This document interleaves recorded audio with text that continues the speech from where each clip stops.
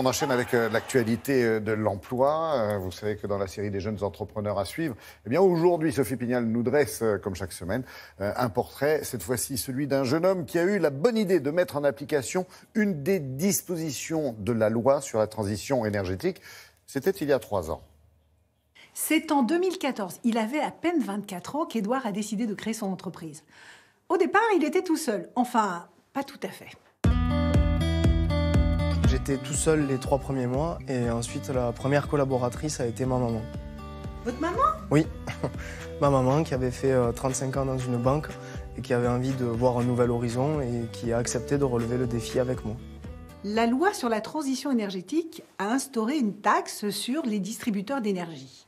L'argent récolté est utilisé pour réaliser des travaux d'économie d'énergie dans les logements des personnes ayant des faibles revenus. Et c'est ce dispositif qui a permis à Édouard de développer son entreprise. J'ai eu envie de créer mon entreprise lors de mon BTS par alternance où je suis tombé sur le dispositif des certificats d'économie d'énergie. C'est un dispositif qui contraint les fournisseurs d'énergie à financer des travaux de rénovation. Dans les fournisseurs d'énergie, on trouve Total, EDF, Engie, mais aussi les distributeurs de carburant, Auchan, Carrefour, Leclerc, qui sont obligés de financer des travaux de rénovation.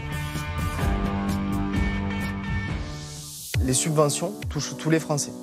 En fonction de votre critère de revenu, vous avez des prises en charge qui sont totales ou partielles, et c'est déterminé par votre avis d'imposition. Les travaux qui bénéficient de ces subventions, vous avez la partie thermique du bâtiment avec l'isolation des combles et des planchers.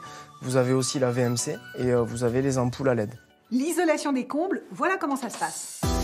Ce sont des équipes de 2 personnes et une personne remplit la machine à l'intérieur du camion et l'autre collaborateur souffle directement la laine de verre dans le comble.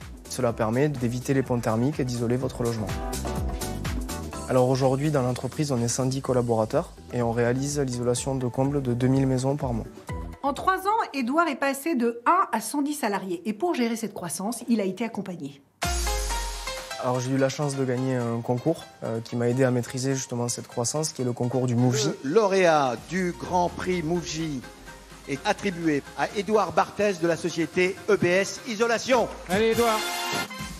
Et on m'a mis en place un mentor qui est Bernard Bourigeaud, le fondateur d'Atos. C'est très important d'avoir quelqu'un à ses côtés parce que quand on est jeune, on commet beaucoup d'erreurs. On n'a pas la science infuse et on ne maîtrise pas tous les sujets. Et c'est vraiment un partage d'expérience qui me permet d'y voir plus clair et d'avancer plus sereinement.